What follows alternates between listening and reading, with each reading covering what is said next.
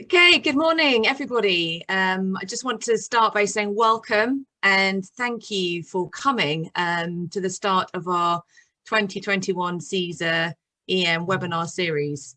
And over the next 6 months, we're going to be covering what is needed in your actual GMC CESR application. And we have lots of experience and expertise here today to help us with that. So firstly, introduce myself. I'm Helen. I'm an emergency medicine registrar based at the John Radcliffe Hospital in Oxford, where I've been working on and off for a number of years. And I was in training until 2019, when, for a variety of reasons, I decided to leave training and pursue the CESR pathway instead.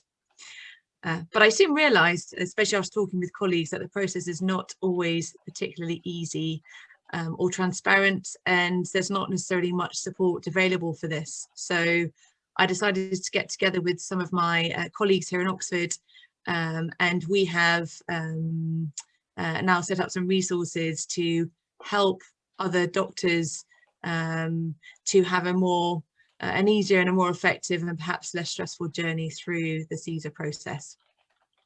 So one of the things we thought would be helpful would be a webinar series, and here it is.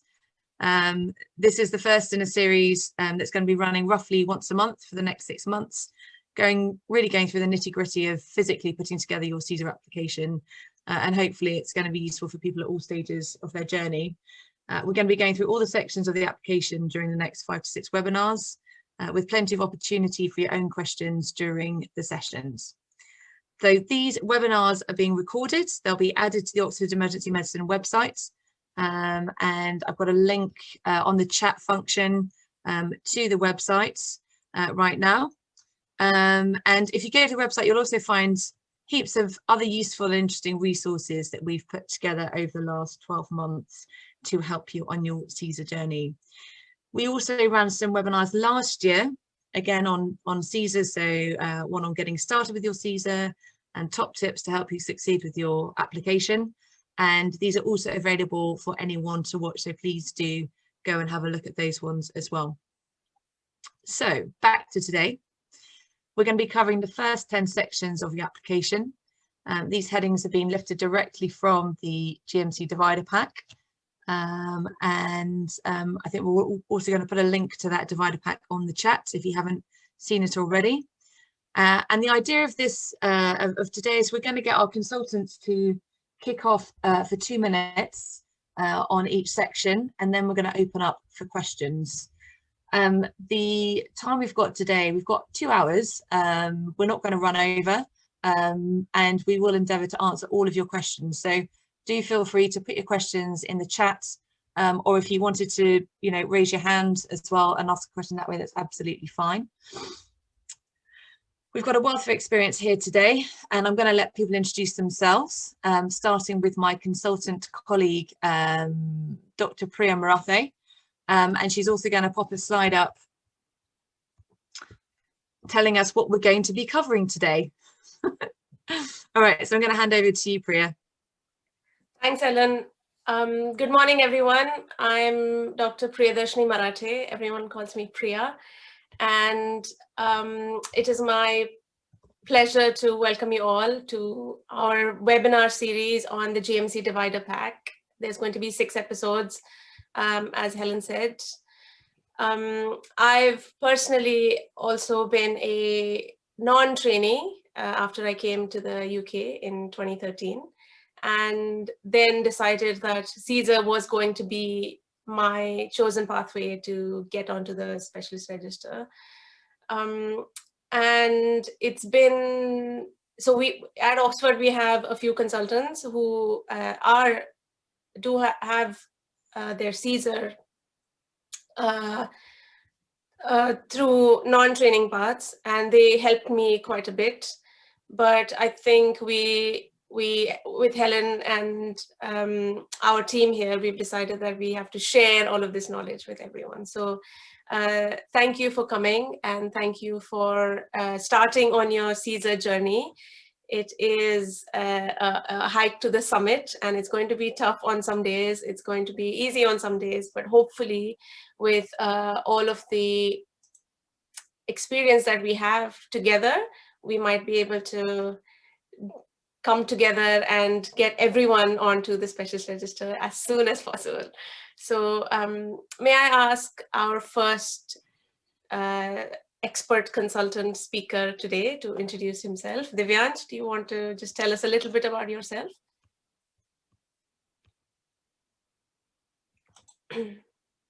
Sorry, can you hear me, right? Hello? Yes. You guys can hear me, right? We can hear you, Div. Sorry. My name is Dr. Gulati. I'm Dr. Divyansh Gulati. I'm one of the A&E consultants at Milton Keynes University Hospital, and I'm the deputy clinical lead as well. So I came to the UK in 2016 and joined as a clinical fellow or a registrar at Oxford. And I just decided that I'll probably do CESR after a couple of years. Did my exams in a couple of years and then joined as a locum consultant at Milton Keynes. I've recently submitted my CESR application in February. So my wounds are very fresh. And I think I'll be able to share my personal experience as well of going through the CESR application. So I've been asked to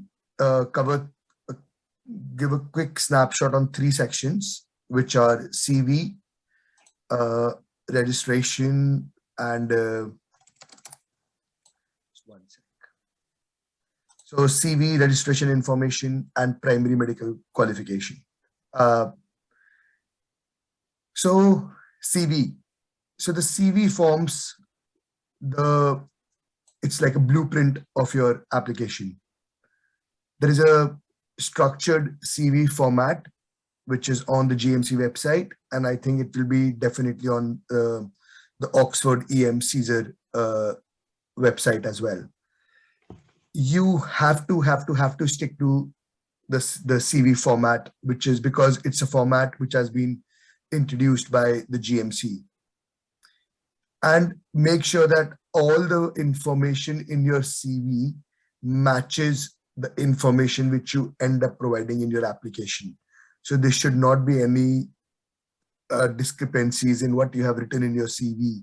So for example, in your CV, if you have written an employment date from this date to this date, then in your employment letter, which you're going to be producing in your application, those dates should be the same.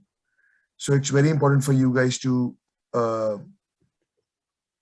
realize that the dates should be the same and there should not be any massive discrepancies in what you're writing in your CESR application, in your CESR CV, and what you're showing in your application. The second important thing is one of the sections of the CESR CV is a CPD, which you have to show in the CV, as well as there is a CPD section in the application. So make sure that whatever you're putting in your CV as your CPD diary, you produce a similar CPD diary during your different section of the application as well. So there should not be any discrepancies when you're working on your CV. Helen or Dr. Priya, it will be just good to post a structure of the CV on this chat so that people can directly go onto that and see that. Coming on to what we call as the next section is registration information and primary medical qualification. So if all of you are working in the UK and you're registered with the GMC, these are automatically, you have achieved it. So you do not need any registration. So you just have to put your GMC number, and because your primary medical qualification, which is MBBS, and if you are GMC registered, your primary medical qualification would have automatically been accepted when you got registered with the GMC the first time.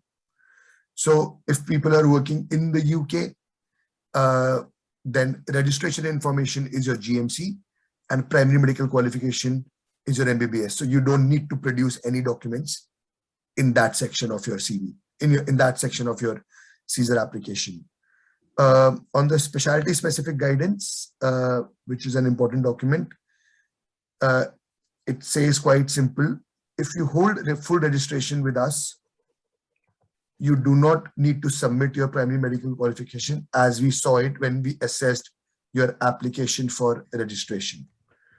So when you got GMC registered the first time, your primary medical qualification was already assessed, and therefore you do not need to reproduce it again if you are registered with the GMC. I'm saying this again and again because there are only few sections in which you get a bit of leeway, and this is only one of those sections. So if you do not hold registration with the GMC, you will need to have your primary medical qualification independently verified by the ECFMG before we can grant you full registration with a license to practice. And there will be more information. There will be more information around this on the GMC website. So I think from my side, these are the important things which I need to mention for CV, registration information, and primary medical qualification. Thanks very much, Dev. So it sounds like, so if you're GMC registered, then the GMC have already verified your primary medical qualification. Yes. So you don't need to produce any document in that section. Okay. Just going back to the CV, so I imagine there might be some questions that people have had about, might have about sort of how to structure their CV. Does anybody have any questions about sort of putting together your CV and how it might be, just thinking about how it might be different from, you know, putting together a CV for a normal job application, for example? So definitely the CESR CV is approximately 30 to 35 pages. And it's absolutely different from a job CV. You have to be very specific in your CESR CV. And so on the GMC website, there is a format which you have to follow. So obviously it's going to be different for everyone, as in what they're going to fill it, what they're going to fill in the CV, but the format has to be the same. So from telling you where you have worked, from commenting on employment gaps, on telling on your life support courses, on telling on your teaching experience. It's a structured format which you can download from GMC website and you can start filling it. So just throwing it out, there are a lot of professionals who does it as well, who take a decent amount of money. Probably you can just do it on your own. It's just a structured format which you need to follow. Okay. Go for it, Priya. So about the CV, when I wrote my CV, I kept it to write at the end because, and I gave myself a month to write it. It's an important section. Like Div, you said, it showcases and highlights everything that is there in your CESR application and what you have achieved over the last 4 or 5 years. So when I decided I'm going to submit my application, last 1 month was for CV. There is definitely a point-wise structure on the GMC website, and I've put a link in the chat box. Please have a look at it. Everyone can start with you can start with a live document that you can edit every day if you want, and then make a final edit at the end. So keep filling things in. It is one of the things that stressed me out a lot at the end. But if you do it little by little every day, I think it should come out fine. There is a specific formatting. So do you put bullet points or not? Do you put numbers or not? How do you put your name? Do you have to have a photograph? All of these questions are already there on the GMC website. So read that carefully, and then you can structure your CV that way. I got my CV assessed by 4 or 5 other consultants so that they could say, okay, this doesn't make sense, or this sentence is not good, or your photo can be better, or So get your CV assessed by 4 or 5 consultants, and then you can submit it. Priya, would you mind if I share my screen and just take people to that webpage? Yes, of course. Is that okay? Yeah.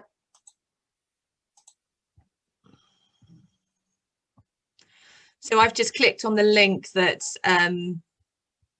that Priya's put in the chat, and this is where it takes you to. So it takes you to the GMC website, and there's guidance is specifically for structuring your CV and what you need to include. So just going through it here, personal details and contact information as usual.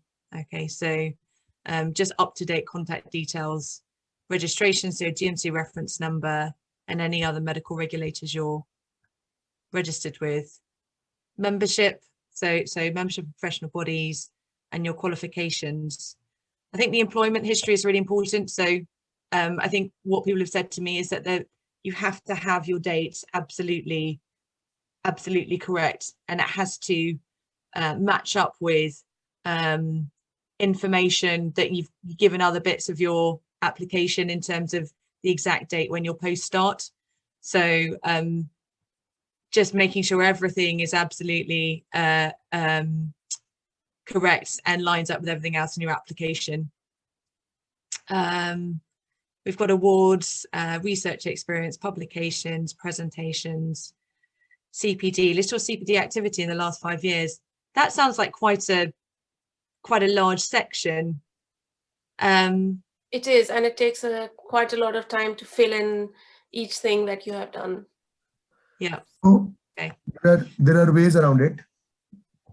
If you guys have updated your CPD diary with the Royal College, and the CPD diary can generate a report. So good if you have done something over the last 5 years and you have kept a CPD diary and you have followed it. It generates a report. You just have to make a table in Word and just fill and just transfer all the information from that report onto the CPD diary. If you haven't done it, it's very stressful. But if you have done it, then you have probably it's a good habit if you have worked on it. Yeah. Samantha, you've just raised your hand. Would you like to unmute yourself and ask a question? I just wanted to ask if the CPD diary you're speaking about, is this the one which we load on our e-portfolio, or is there a separate CPD diary we need to fill in? So, okay, so this CPD is your activity over the last 5 years. If you're the one which you're saying, which you have updated on your portfolio, if that's the RCM CPD you're mentioning, then the information which is in that CPD diary needs to be transferred to another table which you make on the CV, and you transfer all the information from that CPD diary onto that table. Because in your CPD section, there is a CPD section in your main CESR application. Over there, you can directly upload your CPD diary from your portfolio onto the CESR application. But in the CV, you actually have to make a Word table. And on that Word table, you have to fill it of what you have done over the last 5 years. Thanks, Dev. So this information, the CPD, what you've done, that information you can access from lots of places. One, you keep a list yourself. CPD diary is another option. RCM learning CPD diary is another option. If you have a local, so at Oxford, we use something called SARD for our appraisals, and we have to enter our CPD information in there. You can download your CPD information from there as well. As long as there is a list somewhere and you can put the list directly into your CV in a table format, that should be fine. So yeah, we can move ahead. Thank you. Okay, so I think what this so hopefully we've shown you this, so you can see you've got a good structure to follow there, and then it just talks about formatting as well. So hopefully you can find that, and that will give you a good place to start in terms of how to put your CV together. I'm just going to stop screen sharing.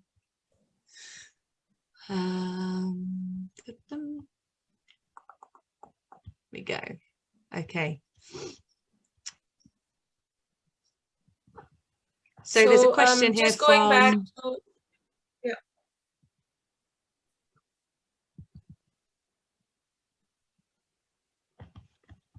Go ahead. I was going to say, there's a question here from Alice, which just asks, is there an online format for the application that we can start, or is it still paper-based?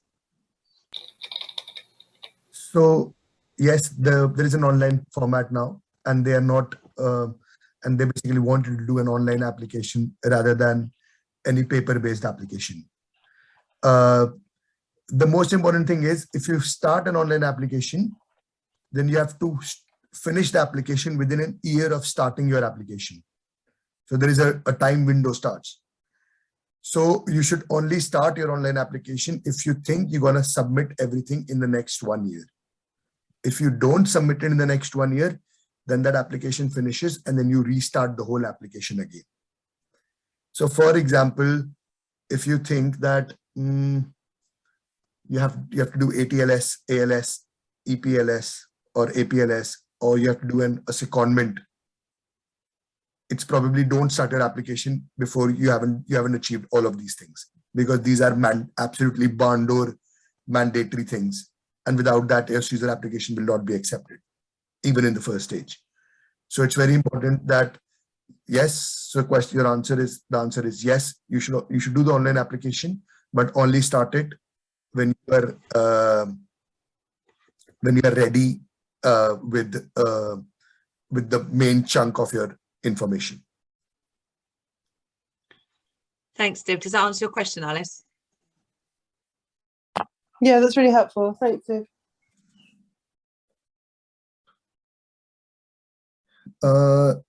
Jason has asked a question regarding list of procedures. It's quite a valid question. Does this mean literally every cannula, Goodell, etc., or just the major things? Yes, it is literally everything. Because, for example, when you start your training, so basically a CESR applicant is showing his journey of emergency medicine equivalent to a trainee. That is what you have to think broadly. So if you're an ST1 in EM, you're not going to put a chest drain alone. Somebody's going to stand with you. But you can put a Goodell with an anesthetic registrar or your ED consultant or someone. So it's very important to show the progression in your career from ST1 to ST6. So yes, you started with an IV cannula and an ABG. So it's very important to list all the procedures you have done. It doesn't matter small or large, all the procedures. How does one evidence that? So I think Simon will probably cover that in evidences today or at some point. But just to answer your query, your logbook can be one evidence. But so for example, if you put an IV cannula and that's in your logbook, that is fine. But if you put a chest drain and that is not in your that is in your logbook, but not countersigned by someone, then probably that evidence is not strong enough. So when you go through the specialty specific guidance, they keep using the word triangulation of evidence. You will read it everywhere. So basically how you triangulate your evidence is, you have done your procedure. That is one, which is the most important thing. Second, somebody has signed a DOPS for you. So that is second part of the triangulation. And third, it is in your logbook. So that closes the triangle, the loop. That yes, you have done it. Somebody has seen it and signed a form for you, and you have written in your logbook as well. So basically, yes, it should be in your logbook, and big procedures, and it's all in your portfolio, the mandatory procedures. You need to get it signed as well.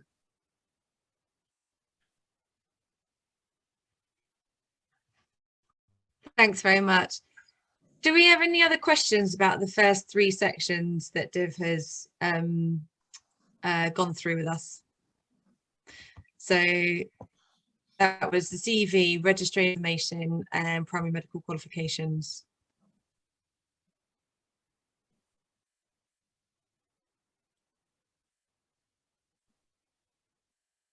No? Okay.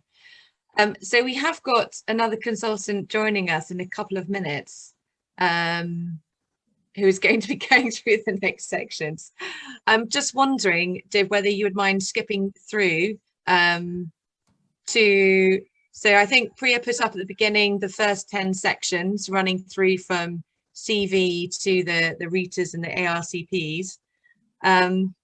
Because Dr. Simon Smith, he is joining us, but he said sort of 10:30. So Div, would you mind perhaps going through to your next section, which is going to be talking about honours and prizes. So that's our section 7.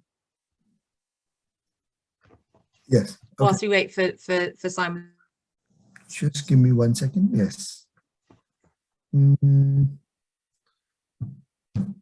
Okay. So honours and prizes. Your specialty specific guidance says, please provide copies of your certificates or letters showing what prize or honours was for, including the selection and the eligibility criteria of the pool of the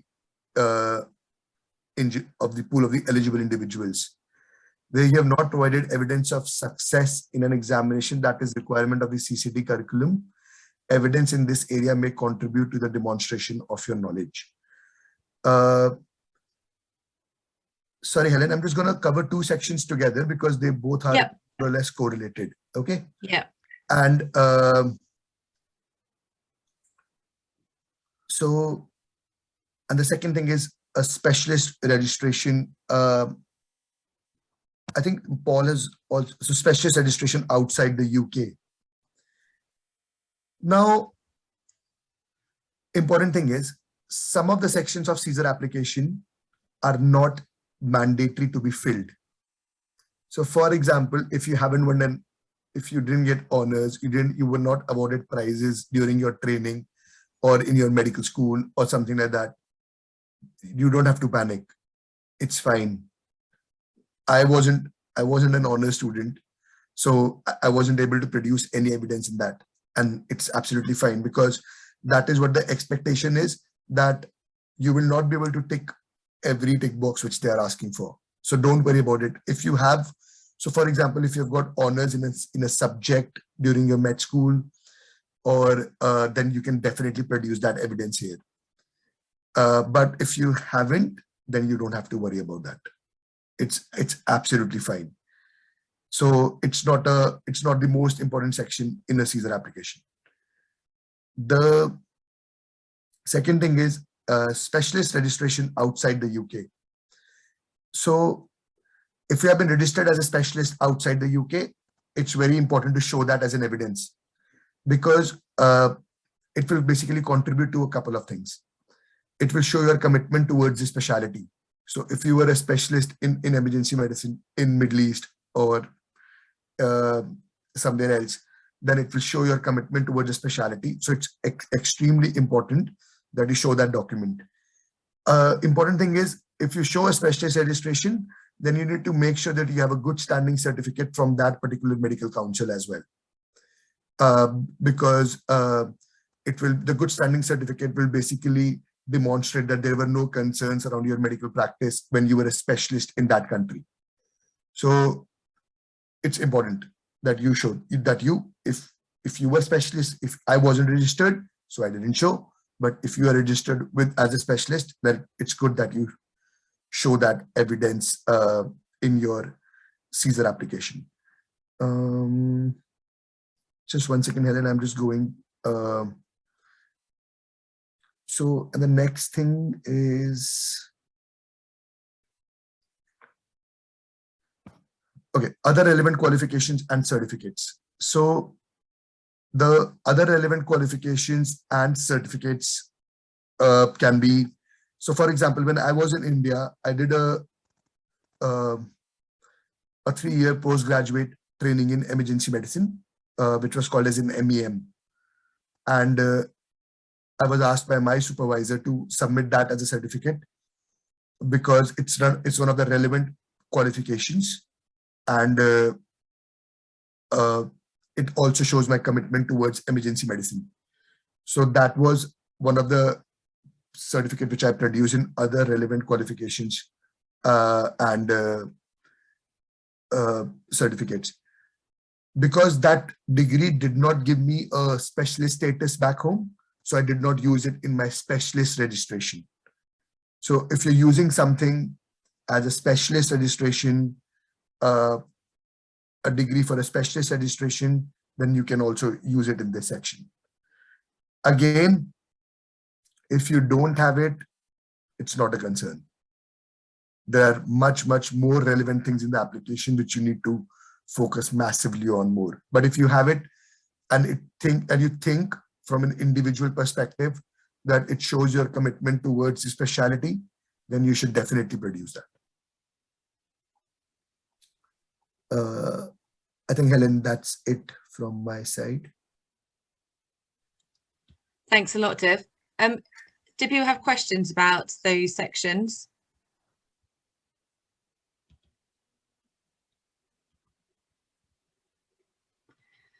I think, Priya, you wanted to fill in some things.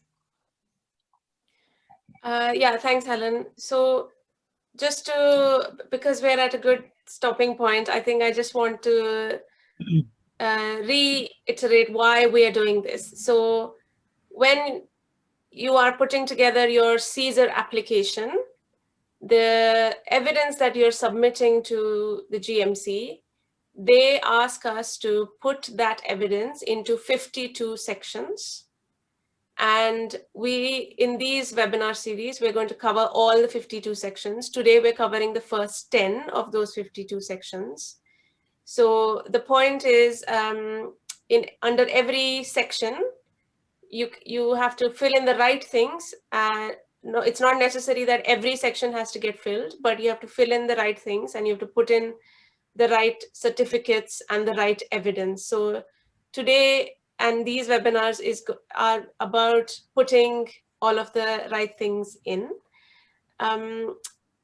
So just as because we're half an hour in, and that's why we're doing these webinars.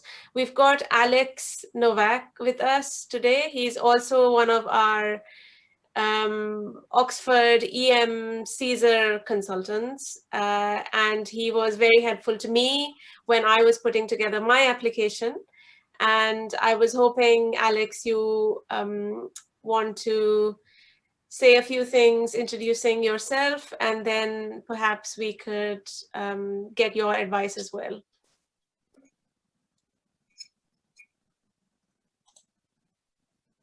Hey guys, sorry, can you hear me?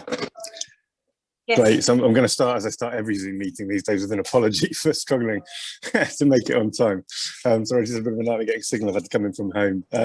So I missed the beginning, but I managed to catch the last bit. I'm Alex Novak. I'm one of the consultants in emergency medicine and ambulatory care in OUH. And I think I was the third consultant here to have come through CESR, and the third of what is now about 8, I think. So we've got quite a strong history and strong track record of getting people through CESR stuff here. And obviously, so I know lots of you really well, and some of you have helped with sort of CESR applications in the past, and some have helped me. I saw Paul's name on the list. He's a very important fella from my perspective.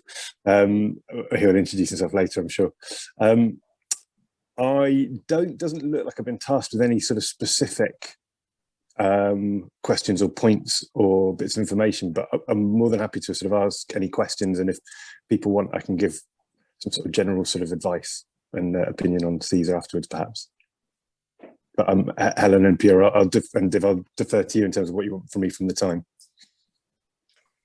So thanks, Alex. We've got a question in the chat box just now, and the question is about procedure evidence, and we'd like to know what you think about that. So the question is, at what point is evidence enough for procedures?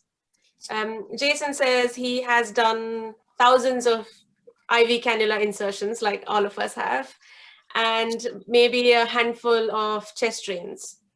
So how should he show the evidence? Does he have to show evidence of all the 1,000 cannulas he's done?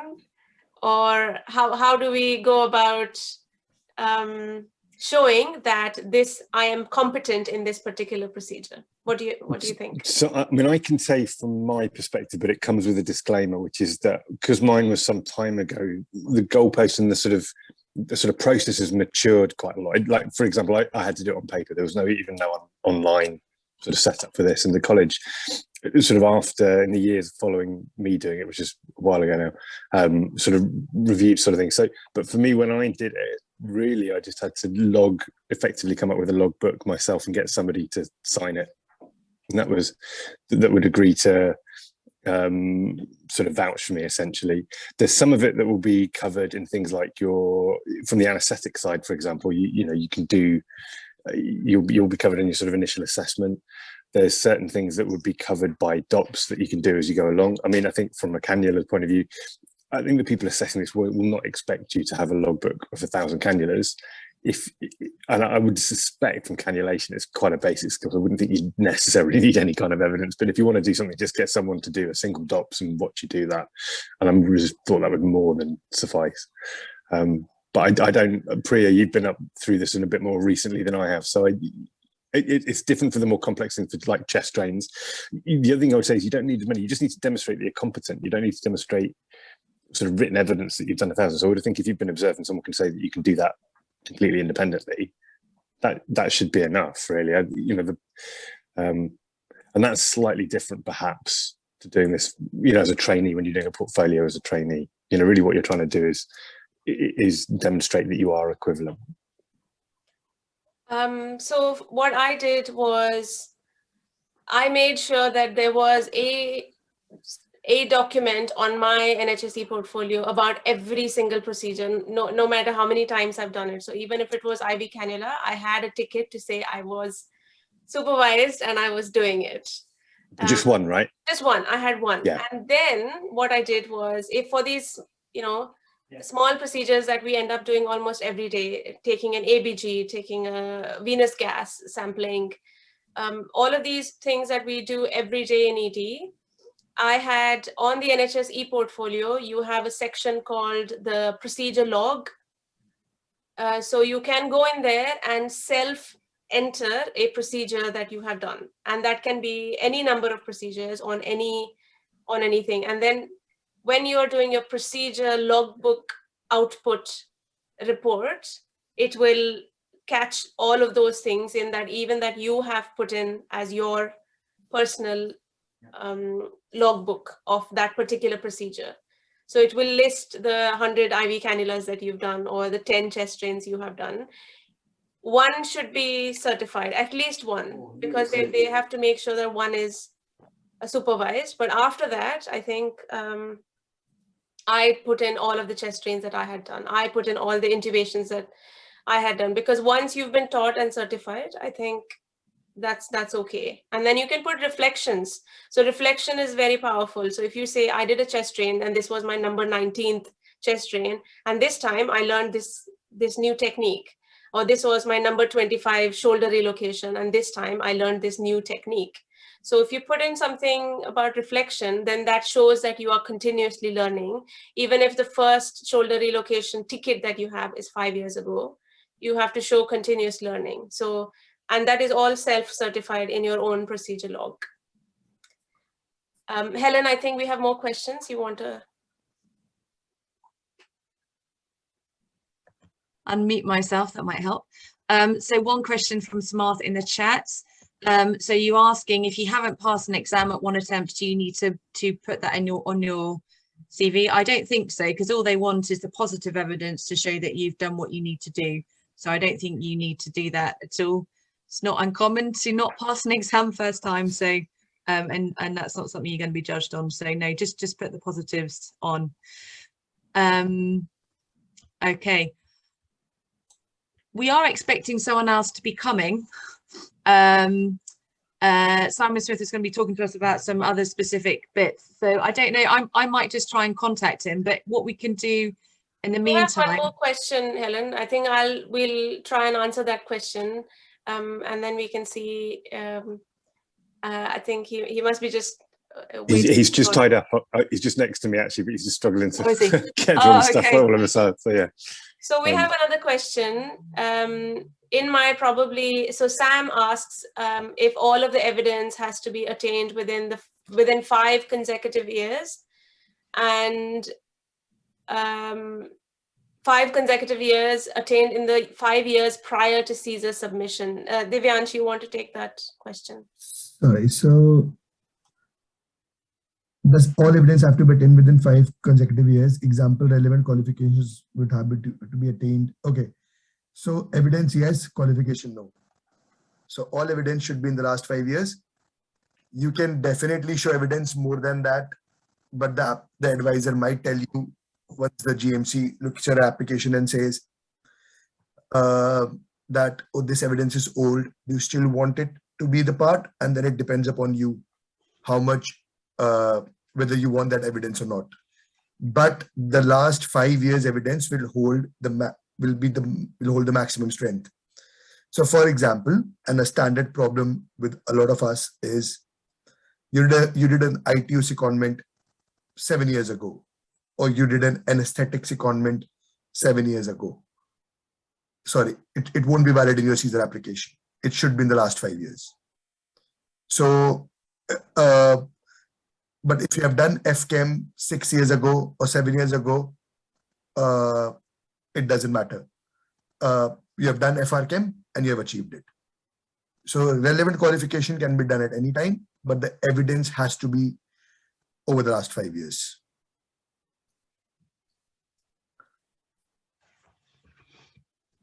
Thanks, Dev. That's helpful. So there was a question about whether things can be logged retrospectively. I think, yes, they can be. Ideally, you do it as you go along, but obviously that's not always the case. Hopefully, most of us are, you know, we certainly have an electronic patient record where I work. And so you can potentially go back and look through cases that you have been involved with in the past. If you know that you've done, I don't know, a few chest drains over the last 12 months, but you haven't logged them, I'm sure, you know, you can go back and you can have a look and you can still log those. And I think that's perfectly valid. I think it's about getting them to realize how much you are doing. And if you then get one signed off and someone says you're competent and you say, look, and I've also done these other ones over the past kind of, you know, 12, 24 months or however long it has been over the last 5 years, I think that's completely fine. So any evidence, if you have been asked to show, so logbook is something which is your own, you type it on your own. It's your own reflection of things which you have done. Nobody needs to sign your logbook as such when you're submitting your CESR application. So yes, but a logbook can be done retrospectively, but remember, a prospective evidence holds much more strength than a retrospective evidence. So if the feedback is that you have to do so many things, then you should be thinking of doing it prospectively. Logbook is something which you can look at your e-care records and you have done it, that you can always record it. Yeah. There's a question from Yavanka. I'm not sure what the, I don't know if you want to just unmute yourself and ask the question verbally. So there are my question is really about the signature. I've done a lot of procedures in the past outside of the UK now, and I just wondered, how should I obtain the DOPS signatures if I'm not within the UK at this very moment? I plan to return. That's my question. So you're asking about retrospectively getting signatures from people who are based outside of the UK? For instance, or picking it up on the way now in the future, but it's still being outside of the UK. Sorry, say that again. If I'm still outside of the UK for the next few months, how could I pick up the signature if there are no DOPS available, for instance? You're talking about collecting evidence whilst you're based outside of the UK? Yes. Do you have an e-portfolio? I used to have it whilst I was in the UK, but not at the moment. So okay. Yeah, go on, Div. So basically you want to collect evidence from outside the UK? Yes. And you're basically asking how you will collect it? Yes. Okay. Again, it's like I've just mentioned, it's a retrospective evidence which always has less strength as compared to prospective evidence. Mhm. If you do not have a DOPS, or if you do not have a portfolio outside the UK, you go onto the Royal RITA website and you can print out their DOPS form. Okay. And then you can get it filled, which between it's between you and your supervisor who's going to sign it. Okay. But just to let you know, a retrospective evidence is always has less strength as compared to prospective evidence. Okay, fine. Thanks a lot. Otherwise. Guys, my understanding is that you can also pay a yearly fee to have an ARCP portfolio. It used to be about £90 for the year, and it doesn't matter where you're based to be able to use that. I was in New Zealand for a year, and I just paid to have the portfolio, and then that's continued as part of my evidence base. So that's another possibility as well if you want to do it all online. Okay, thank you very much. Thanks. Okay. So we should move on to our next yeah. question, Helen, and we've got Alex and Divyansh here, so we can Perfect. ask Alex our next question. Fine. So we've been through CVs, registration information, primary medical qualifications. We've also gone through honours and prizes. Div, did you just cover other relevant qualifications and certificates? Yes. Yeah. So just going through to curriculum or syllabus if undertaken outside the UK. Is that something that one of you would be able to talk to us about? Okay. Just give me a second. Huh? Yeah. So this, can I just jump in before, while they prepare? So this is probably when you've completed a qualification that UK recognizes for emergency medicine.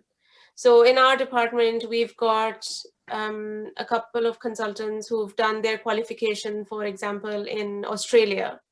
And then they wanted to come and practice in the UK.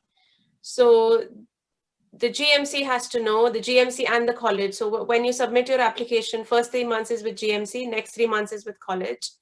And the reason they're asking you for this section is they want to compare the curriculum that you have trained on in another country and the curriculum that we are training on in the UK.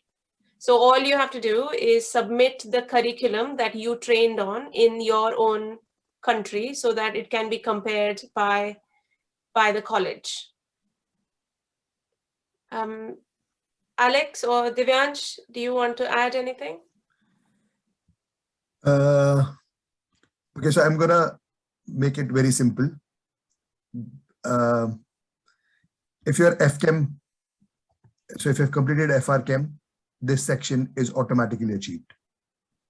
No need to show any curriculum because this is an RChem curriculum and the GMC and the college is well aware about it. So if FRChem positive, this section is already achieved.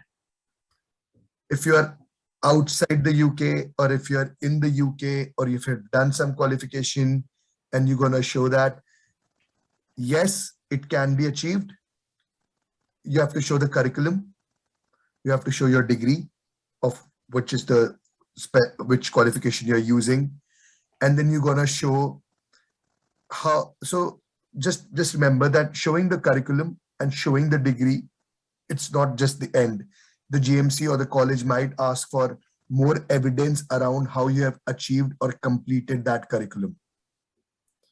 So a CESR application in itself is somewhere around 1,500 to 2,000 pages. If you think that you haven't done FRChem and you're gonna show a degree outside the UK plus the curriculum, yes, achievable, but it's got to be a pretty difficult road. If you have done FRChem, clear all the parts, then you have ticked box this this section. So you don't have to worry about anything else. The whole thing is why I'm stressing so much on FRChem is CESR has evolved over the last so many years in itself. And right now, a lot of people are doing CESR. They're doing CESR training programs. And a lot of,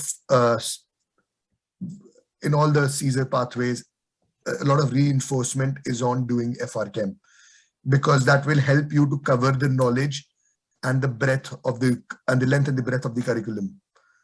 So if you have FRChem, this section is already achieved. If you're not FRChem, then you need to show the curriculum, your specialist qualification, and evidence on how you achieved that curriculum, which will be through Minikec, CBDs, DOPS, and a lot of other things. Alex, do you want to add anything? Yeah, just to back that up, actually, I think that, I mean, one thing worth mentioning is just framing, like CESR is pretty much, it started out as being for overseas trainees. And that's important to understand, you know, the fact that a lot of us UK trainees have dipped into an alternate route to sort of becoming a consultant or whatever is recent and unusual. Like one of the primary functions was to allow sort of non-standard UK trainees that included lots of people from elsewhere to come and practice as consultants. So like all of this is highly achievable. I think I would agree with Div that the key thing here really, you know, this is an administrative exercise. See, there's no, you don't have to sort of come out top of the class. It's about not hitting the radar. It's about sort of being in the mainstream. And the easiest way of doing that is to just go through the sort of as much of the mainstream training sort of tick boxes as you can. They're accessible to you. So I think FRChem, certainly if you haven't taken any exams, take FRChem. If you have, there will be a few that are equivalent. I suspect there's actually specific guidance on which these are and when they have to be done. I can't exactly remember, but they will be on the college or the GMC website, and in the specialty specific guidance, which you can all just sort of download and have a look at. Things like ATLS and ALS, all these sort of things, these are sort of the basics. So the key thing is really just to do this in in as mainstream a way as possible. So I think the other thing about CESR is that whether you're doing it overseas or whether you're doing it here, the guidance is essentially the same. Pretty much, it's the same amount of. That's the whole point. Is it's supposed to standardise? So there's easier ways. Like the FRChem is an easier way of sort of badging yourself as a UK trainee, but or as equivalent to a UK trainee. But essentially, it's the same list of things you have to do wherever you happen to be in the world. That's kind of the point. Thanks, Alex. That's very reassuring. There are a few questions here. So one from Eunice. If we have done critical appraisal, SAQ and OSCE and not done the QUIP, will they still consider FRChem? So my understanding and issues that FUs are considered, I don't know if that's true or not. Go on. So my understanding at the moment is that the QUIP is going to come off.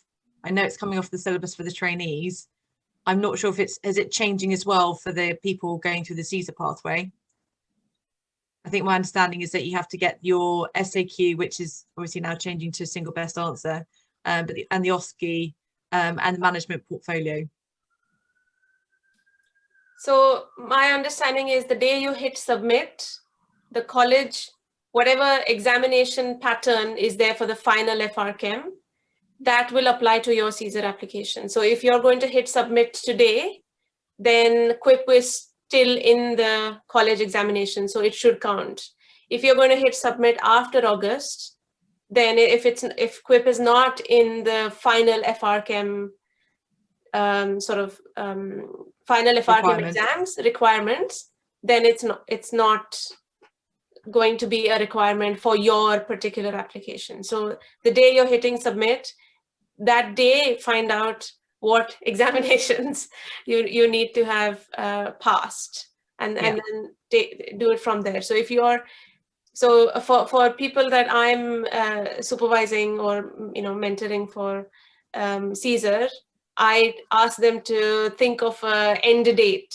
So are you going to hit submit in 2 years? Are you going to hit submit in 3 years? And then plan backwards from there, and then collect your portfolio and do it like that. So whatever you've already done, if you've passed any exam today, and if it's within 5 years of you hitting submit, it will count, whether it is part of the final FRChem on the day you submit or not. So if you've passed a critical appraisal exam today, and you're going to submit in 4 years' time, you can still put that in your evidence as saying, you can put it under the research section, you can put it under, critical appraisal section. Everything that you have done will still count. And Alex will add to this. I mean, the way he taught me when I was submitting my evidence is dredge the ocean of things that you have done, because we all keep doing so many things. Dredge everything, look through your emails, look through your portfolios, look through everywhere, because there's evidence that can count for lots of things. So look at everything and then add to it. Alex? Yeah, absolutely. And that I would really, there's a few sort of, coming into this, I had a few sort of things I wanted to put, and that's one of the points I really wanted to get across to everyone, is that you've already done loads of this. All of you have already done loads and loads and loads of this. So this is not about reinventing the wheel. It's not about doing loads of extra work just for the sake of it. Yeah, what Priya's saying is really important to do. So especially when you start gathering evidence, which might as well be today or tomorrow, if you're definite that you want to do this, just go back through everything and just download everything that might be relevant and find a place for it. It doesn't have to be top of the list of key requirements for each section, but put it in the section, because it will support, and what it will demonstrate is that you are what you all will be, I'm sure, which is well-rounded ED physicians that have already got involved in lots of stuff and are maturing in a sort of senior way. You know, by the fact that you're even on this call, it means you're already thinking in that way. So you'll have done some of this stuff already. So yeah, nothing is too trivial to put in. Every card you get from a patient, whatever it might be. Thank you, Alex. So the person who said we can't do quip now, it's not a bad thing. It just means you don't have to do it. So good on you for not doing it before now. No, so everything you have done counts as something, even if it's not necessarily on the absolute requirements, but you can still make it count for something. That said, I will say you might not have to do the formal quip, but I would imagine you're going to have to do something along those lines to demonstrate that kind of evidence. So you never really escape either. It always this stuff goes around in a circle. You don't have to do the quip for the exams, but you have to do the quip for your CESR application. Yes. So I think the good thing is that that is going to pass or fail you on your quip on your exams. So your FChem will be done, but your quip will be judged on your CESR application. So you still have to do the quip. Look at it this way. If trainees do a quip, they do an audit, they do a full cycle audit, they make some changes, they're doing some project, and they're expected to do one almost every year. So why wouldn't they expect you to do a quality improvement project? You must do one. Even if it's not an exam, it should be in your portfolio, because it shows, like they've says again and again, your commitment to emergency medicine. You have to show that you're committed to changing and improving things. And it adds to yours. You're trying to become a specialist on the GMC register. You're showing that you are ready to be a consultant. If you don't know quality improvement, then you're not ready. So show that project. It's also worth flagging up, in one of the main pitfalls for people going through CESR applications was the audit cycle as well, on a similar vein. And that was one of the main things. It was often ICU specialty experience, anaesthetic competence, and audit cycle was one of the areas where people used to sort of fail down because they didn't show all the cycles. And I have to say, I think all of us, even I had to redo mine. That was the area I had to redo. So you never escape it. Helen, do you want to do a summary of the last hour, and then we can move on to the next? Yeah, absolutely. So, okay, so just going through, actually, I might just go back to, have you got my title slides, Priya, that you can just share? I'll just show what we've been through, just to give people some context again. So remember, these are part of the GMC divider pack. So this is how you structure your CESR application. And there are 52 sections, and today we're going through the first 10. So we've been through CV, registration information, we've been through primary medical qualifications, curriculum or syllabus undertaken outside the UK, specialist registration outside the UK, honours and prizes Div has spoken about. So just going on to the last 3 sections, so 8, 9 and 10, so other relevant qualifications and certificates. Alex, would you be happy to have a chat about that? I can do my best. Yeah. Unfortunately, I can't. Yeah, I haven't got the guidance in front of me. So so remind me again. Sorry, which section it was? Yeah. So other relevant qualifications. Just having a look down here.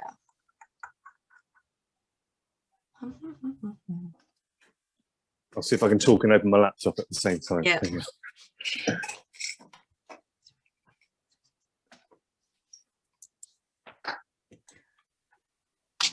So this is what should we say? And just in case section. I like to call them. Just in case you have an honor or prize. Just in case you have. Just in case you have something extra you want to show. So what did I put in here? So extra qualification. I did a fellowship in ultrasound in my CT3. So I put the certificate of that in other certifications or qualifications. Just before I went into my CT1 equivalent, I did a fellowship in emergency medicine for 1 year. Before I started, chose emergency medicine as my lifetime career, I thought, let me see what it's like by doing 1 year course on it, a certificate course in EM. So that's what I put in there. So if you have any other relevant to emergency medicine, relevant to CESR qualifications or certificates, then you can put them in there. Alex? Yeah, no, again, to back that up, I think this goes back to what both of us were saying earlier about just trawling through emails and finding every little detail. You know, this is, and anything that starts with other is going to be the bucket box you can just chuck a load of stuff into. And when this was a paper exercise, it used to be, Tom Hughes was one of the people who's our first CESR consultant, by the way, was Tom Hughes, and he guided me through it. And he just said it was really, he said the assessment was mostly done by scales, and they were just, because it was all on paper, so they'd take a massive you'd send in your big pile of paper and they just weigh it and see whether you'd done enough stuff. So the point is just to do like lots of broad, and volume is important. So, you know, try and put something in all these boxes. You will have.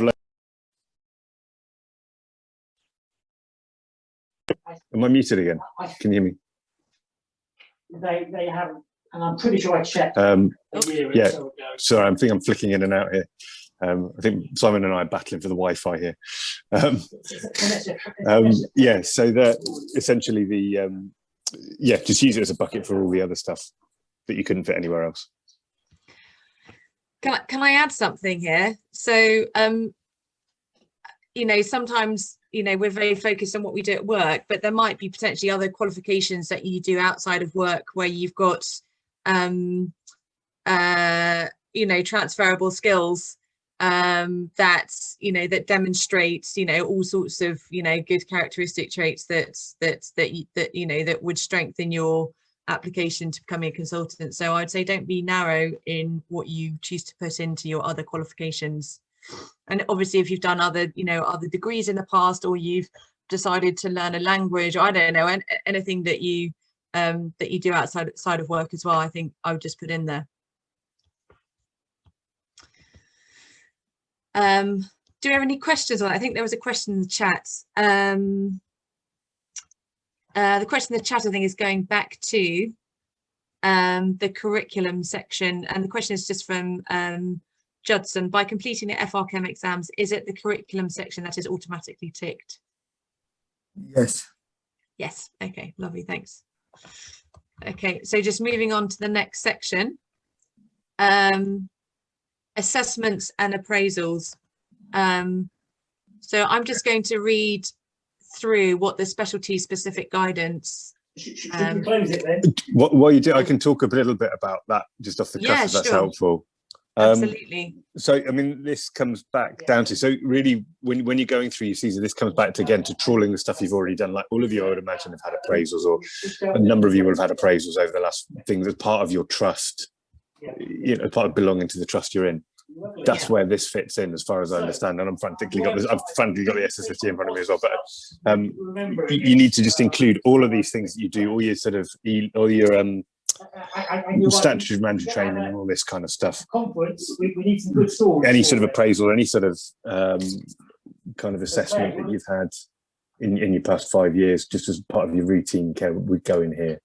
So for me, I was a GP moving into emergency medicine. I included all my GP ones as well as my ED ones. I think Helen's typing in as we speak, but this is actually one of the easier sections to fill in, as long as you've kept up to date with your appraisals, which I think we're all mandated to do anyway. I can't imagine anyone's managed to get out of it, and if you have managed to get out, please tell me how. Fine, okay.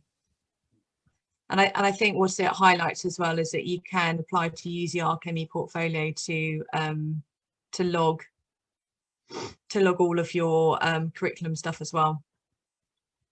I'm just going to see if there's so just taken from the specialty specific guide, essentially it says you need to provide evidence of ongoing evaluation of your performance, like as Alex is saying, is that we all do, and in fact we have to do that as doctors. So whatever job you're working in, whether you're in a training job and you have your ARCPs forced on you every year, or if you're in a non-training position, and whichever trust you're working for will make sure that you are up to date with your appraisals.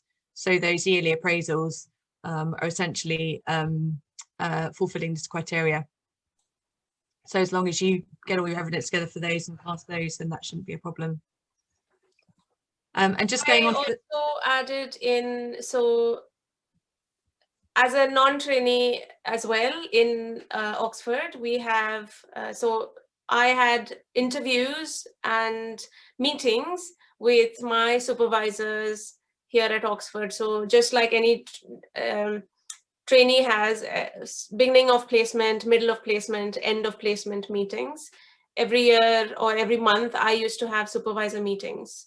So for me, it's still counted as, okay, this was my PDP, this was my monthly goal, and have I done it? And so when we would sit together, we would look at it like that. So the minutes of those meetings as well, I had included. In this section, like Alex said, we have SARD appraisal system in OUH. So basically, I printed out PDF copies of my appraisal for 5 years and put it in there. And then after 5 years, I had a letter from my medical director saying, congratulations, you've revalidated and we've done this for you. So I put a copy of that letter into this section. So anything that shows that you are moving on is good in this section. Divyansh? Sorry.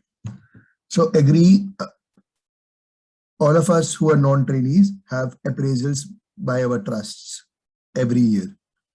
You print out the copy of your appraisal, you anonymize all the details of your appraiser, his GMC number, and any other identifiable names, and you scan them and you put it.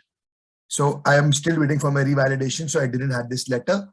But yes, if you have this letter along with your appraisal, that covers the appraisal section. So you don't actually have to do anything. Just go onto your your electronic system. So we at MK have Circadian or SARD. Just go print out, anonymize all the appraisal details and put it in the appraisal section, and that is achieved. Important thing is when you are changing trusts. So if you're going from one trust to another trust, make sure you ask for your appraisal copy from the previous revalidation office, because that's what I did when I was moving trusts. So that is very important. So make sure you remember that. You'll need it for every year, 5 years. That's important too. Yeah. They'll expect you to have all these covered. So your trust will send you a reminder email every year that your appraisal is coming. So you make sure you attend it and print out the copy and just put it in your CESR application. Thanks very much, Div. Yeah, I was just going to ask the same thing as Priya has in the chat. Has anybody got any questions about appraisals before we move on to the next section?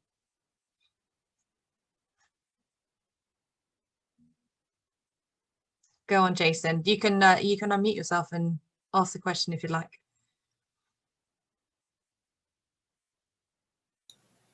Hello, can you hear me? Yes, we can, thanks. Lovely. I'm not sure how to word this question. I guess it's a general question in regards to time frames. Is there a minimum time you have to be involved in the CESR process, so to speak? I'm considered quite, I don't know, an experienced ED doctor who I feel like I don't need 3, 4, 5 years to get everything done. But nevertheless, is there a minimum I need to be in this process for a tick box exercise, so to speak? And to that effect, do I need a minimum number of yearly appraisals? Good question, Jason. Priya, would you like to answer that one? So yearly appraisal, if you're a staff grade doctor, you're not in training, you will have to have a yearly appraisal, because that's the rule in the UK. Every doctor has a yearly appraisal. So that is easy for you to get. You just need a printout of what you've done. The other question, the first question was, you think you can get all of the CPD evidence and all of the, not the CPD, all of the curriculum evidence. If you think you can get all of the evidence that's required of 6 years within 2 years, the last 2 years, then that's fine too. But those 2 years have to be within 5 years before you hit the submit button. You don't have to have, so like a trainee, what they're saying is the trainee goes through 5, 6 years of training. You have to show 5, 6 years of equivalent training.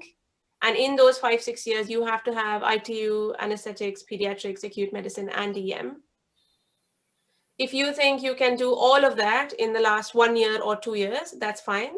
But it has to be within the last 5 years of you hitting the submit button. Okay. Yearly appraisals are easy. It's just a printout PDF. Just put that in. So do I take from that there isn't a minimum number of appraisals required? I'd say 5. 5. 5 appraisals. Right. 1 per year. Yeah. I did type this question earlier, but I think we ran out of time. But if you wouldn't mind me asking just quickly, I was a core trainee and I finished to the end of CT3 successfully, but I didn't continue with training at the time.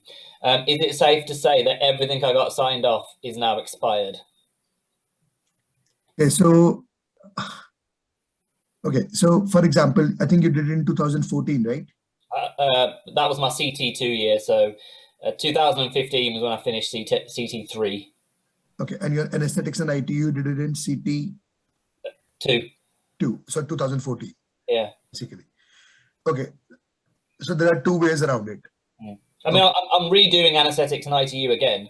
I just want to know if I can add whatever I've done before as extra evidence, if that makes sense. Absolutely. Yes, definitely. you can add. Yes, definitely. But I thought your question is if you're not getting one. But if you're getting one, then that sorts your problem out.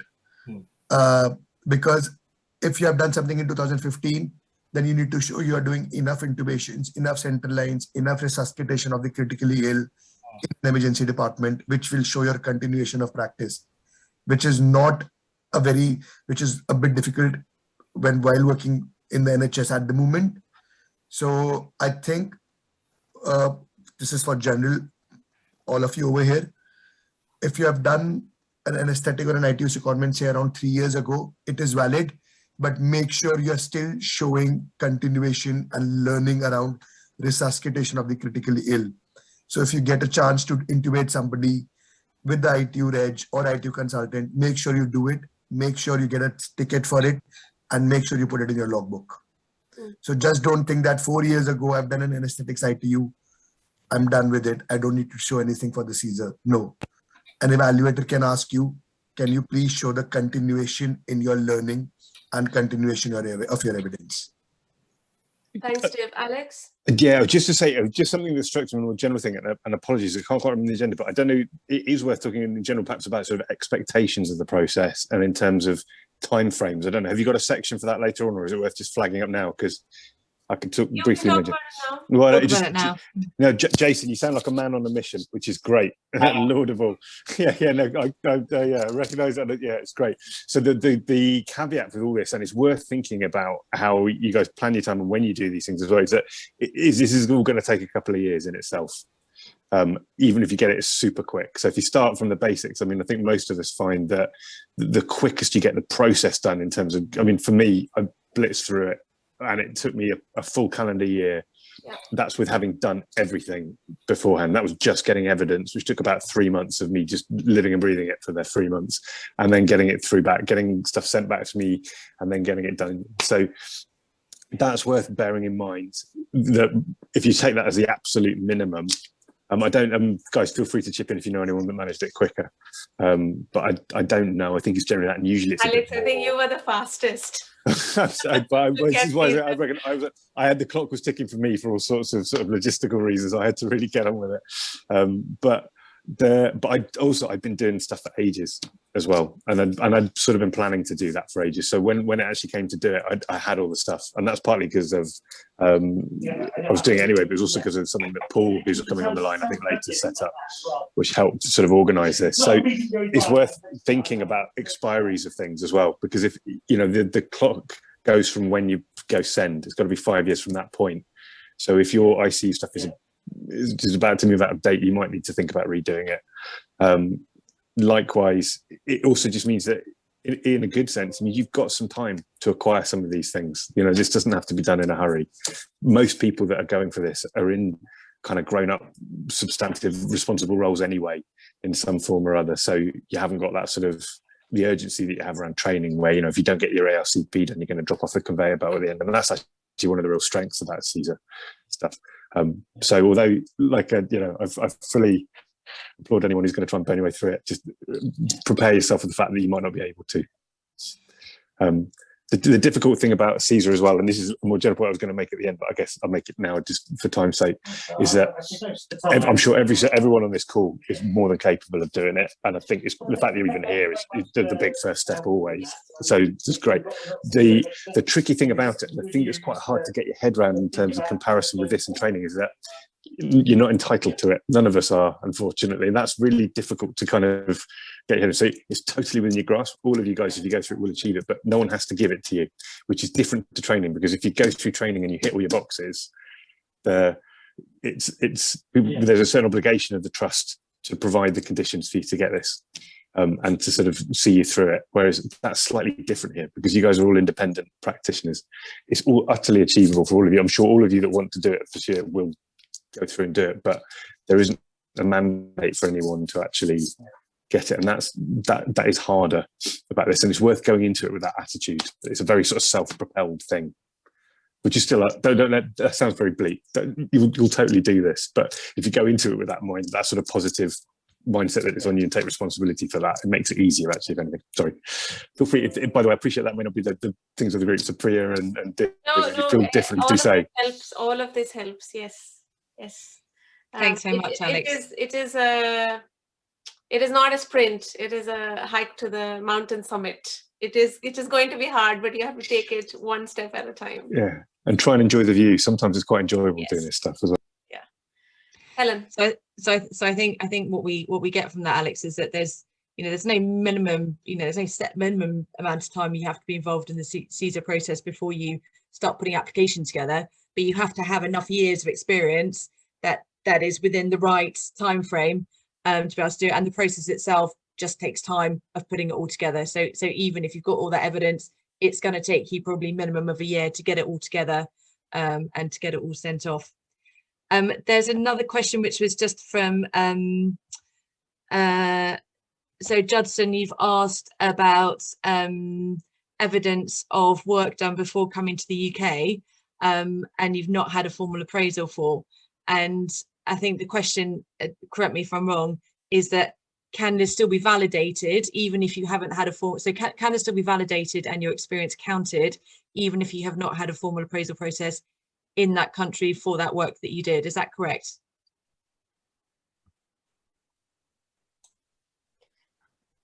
Yeah. Perfect. Okay. Div, are you happy to give an answer on that one? So if you have not done it, if there wasn't an appraisal, you can't do much about it, because appraisal has to be always prospective and it cannot be done retrospectively. You just have to mention you haven't done it. Whether not every place has a formal appraisal process, and I think GMC will be, they are quite aware about it. So yes, you can't do anything about it, but whether it will not identify the work you have done, that's very unlikely. Your works will still be identified. But yes, it's one of the sections. So for example, if you are submitting an application from overseas and you haven't had any appraisals in the last 6 years, then definitely it will weaken your application a bit. But for example, if you're showing the last 6 years, out of which the last 3 or 4 years is in the UK, then you would have those formal appraisals of 4 years. And that will be even enough evidence of says, yes, over the last 6 years, 4 years, I worked in the UK. This is my formal appraisal, but I did not have a formal appraisal when I was in India or in somewhere else. But probably I have this letter from my supervisor stating that I was okay, there were no concerns, and you can put that in your kind of an appraisal. As I said, definitely that letter will hold less strength as compared to a formal appraisal process, but at least there is something to demonstrate that you were committed to specialty, you were a good doctor, and there were no concerns around your clinical practice. Thanks for clarifying that, Steve. Can I just take this moment to welcome Dr. Simon Smith, who has joined us. Hopefully you can all see him. Simon, would you like to just give yourself a brief introduction? I again apologise for being late. I'm in the same room as Alex. He's next to me here. My name's Simon Smith. I'm an A&E consultant at OUH, and I'm here because for my sins, I'm a CESR evaluator for the college. So I have some inside information. So I'm going to declare that conflict now. But the college is fairly keen to people A, apply, and B, get supported through it. So I'm allowed to do this. Thank you very much, Simon, for joining us. So just to get you up to speed, we have actually managed to cover sections 1 to 9 of the what we're planning to cover today, which is great. The last one we're just moving on to is thank you. So it's just the last one. So RITA's, ARCPs, and training assessments, which possibly is a bit meatier than some of the other sections. And I think, judging from conversations I've had with people, often there are quite a lot of questions about things like, training assessments and, what are they and how many do we need and what counts and what and that sort of thing. So, Simon, can I sort of plunge you into the spotlight now for you to go through that section for us? Yes. So it's meaty, but it's slightly easier because for those who don't know the terminology, RITA is what we used to call ARCPs back in the Cowman days, before MMC came in. So it is record of in-training assessment. An ARCP is what a trainee has every year. So instead of an appraisal, they will have a slightly more formalised process, slightly legalistic process based on what's called the Gold Guide for trainees. It's called the Annual Review of Competency Progression. So if you've ever been in a training post, you'll have had, if you're old like me, a RITA, if you're young, an ARCP every year, which ticks you off and gives you a grading, the top grading of which is you're okay. And then there are various degrees of you're not okay below it. There's no excellence in it. In the RITA process. So it's quite easy if you've been in a training program and then moved sideways into CESR, you just have your portfolio, which is all usually linked to, and you can use those evidence of having gained competencies primarily. Okay, this is particularly useful for the ACCS skills if you've had them. Okay, because that is commonly a fairly common route to do your basic training, your core training, and then going to CESR, but the CESR assessment process does concentrate, sadly, on the initial gaining of the core skills. So your 6 months / 3 months in the 4 core specialties plus PEDS. So that's very useful. if you've done training outside of the UK, you will have had probably equivalents. They may not look exactly the same, but they still count the same. Okay, so you have had annual training assessments of some form or another. They may be called different things. They may be called reviews. So they may look a bit more like an appraisal process. They may be a bit more top down. So sort of not like MSF, but like your trainer reviewing you and assessing you rather than an appraisal. But they are all essentially the same thing. So any annual review of how you're going through your training is what you're looking at there. Okay, and the format varies immensely depending on where you've done your training. So it can just be a letter sometimes that you've got a letter. Sometimes it's more paperwork, sometimes it's modeled more in the appraisal process, but essentially you basically need proof that you have had your training reviewed at intervals if you've done any training. If you haven't done any training, you've never been in a formal training phase, that's not a problem because it's covered by the appraisal within the previous section. So yeah, is that clarified things? It essentially should be viewed with the previous section. It's basically your annual reviews that you are growing as a doctor, either within a training program or outside of a training program. Simon, we have people who have chosen to move from training to Yep. not training. Yep. And one of the questions earlier was, if I have evidence of some ARCPs that I did when I was in training, Yes. can I now submit them as part of my CESR application? Yes. Yeah. Absolutely. Now, as you probably be aware, or may discuss, there was a 5 or 6 year limit on evidence submitted to the GMC. Okay. Now, that's not to say you can't submit older evidence, and most people do, but what you've then got to do is somehow demonstrate you're still competent. Okay, so this is usually the issue with the anaesthetics, ICM, medicine and peds to a lesser extent, competencies. So yes, I would almost certainly put in my IAC in or my initial documentation for my initial training posts in those things, even if they were 10, 12 years ago. But you've got to think, okay, how do I show that I still got those skills now? So and we can discuss how we're doing that in another scheme. But yes, absolutely. If you've got any ARCPs, even if they're, and I've seen ones that are almost 20 years old in some submissions, put them in and so you can prove that you initially got the skills, okay, and did the time, and then you need to think, well, do I still have those skills, and how do I demonstrate that I still have the sentinel skills I need to show? So short answer is yes, put them in. Thanks very much, Simon. Do you want to talk a little bit about, so you've talked about kind of RITA's ARCPs, which are the the regular annual appraisals. Do you want to talk a little bit about training assessments and about sort of minimum numbers of training assessments, so the workplace-based assessments, and how they need to be linked to the curriculum? Yeah, so this is going to get slightly complicated because it's going to change with the new curriculum. Okay, so under the old curriculum, 2015 curriculum, which you're still out to spit for another 6 months at least, I think. Essentially, the minimum requirement for training assessments was 36, and that would mirror the number that a trainee would have in HST, and that's divided into 6 each of 6 mini-CAC, 6 DOPS, 6 CBDs, of which 2 out of those have to be peds, and 4 will have to have adults, plus the ESLI requirement. Okay, so interestingly, in the new curriculum, there is no minimum requirement stated.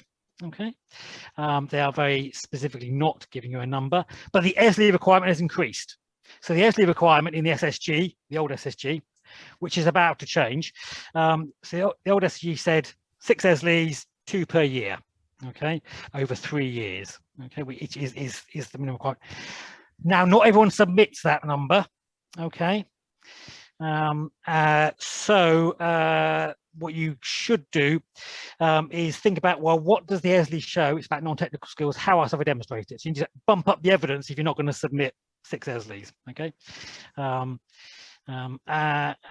So ESLI requirement is 6. That's going to increase to, I think, to 3 per year. So it's going to be 9.